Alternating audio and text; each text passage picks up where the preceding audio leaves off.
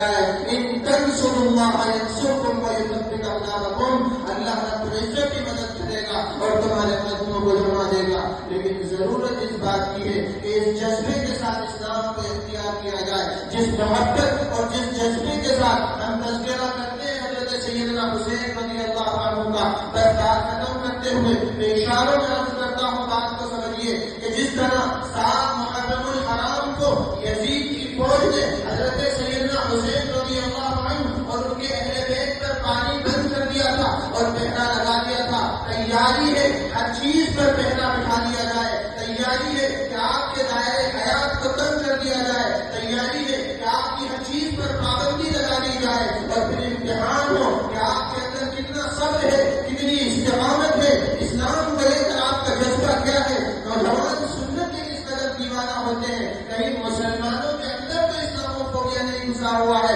کہیں مسلمان تو اسلام سے خوف لا کر نہیں بھاگ رہا ہے. لوگوں بس یہ اعلان ہے اور اسی وقت یہ پیغام ہے کہ یاد رکھو، کربلا کا یہ پیغام ہے، ہجرت کا یہ پیغام ہے کہ اسلام کی سربلندی کی خاطر اپنا وطن، اپنی جائیداد، اپنا مال، سب کچھ انہوں نے چھوڑ دیا تھا. تم سے صرف یہ کہا جا رہا ہے کہ اللہ کی معصیت کو چھوڑ دو، اپنی خواہشات کو چھوڑ دو اور اسلام پر عمل کر لو. جب تم عمل کر لو گے پھر اللہ رب العزت یہ کہہ رہا ہے انتم الاعلون ان کنتم مؤمنین، تم ہی سربلند رہو گے. تو پھر ضرورت ہے اس بات کی اسلام کی طرف آیا جائے، اسلام کو اختیار کیا جائے اور اپنے اندر اسلام کو لے کر جو خوف پیدا ہو گیا ہے، اسلام کو لے کر جو ڈر ہمارے اندر پھیل گیا ہے، اس کو ختم کر کے اسلام کو اختیار کرنے کی ضرورت ہے. عہد کر لیجیے، اگر محبت آل رسول صلی اللہ علیہ وسلم سے، اہل بیت اطہار سے، حضرت سیدنا حسین رضی اللہ عنہ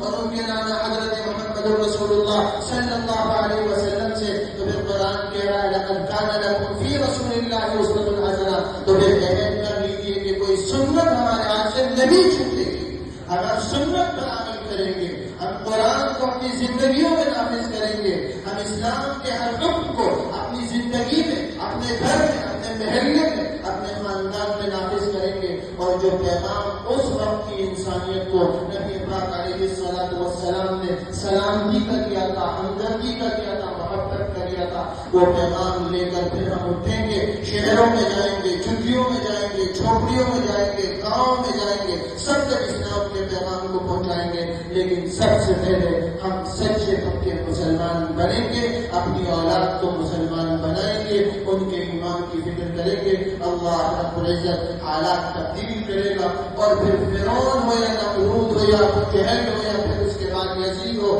سب کو اللہ رب العزت شکست باز دیں گے اور کامیابی تم کو ملے گی جو دامن مصطفیٰ تھام کر آگے بڑھیں گے. اس لیے آج کا یہ پیغام ہے کہ ہمیں اس چیز کو اختیار کرنا ہے، اس کو صرف موروثی نہیں بنانا، اس کو صرف چند چیزوں تک محدود نہیں کرنا، بلکہ اپنی زندگیوں تک قرآن کے نزول کا جو اصل مقصد ہے اور انبیاء کی بعثت کا جو اصل مقصد ہے اس کو سمجھتے ہوئے اپنی زندگیوں میں اس کو نافذ کرنا ہے. اللہ رب العزت صحیح عمل کرنے کی اور بات کو سمجھنے کی توفیق عطا فرمائے. آمین. وآخر دعوانا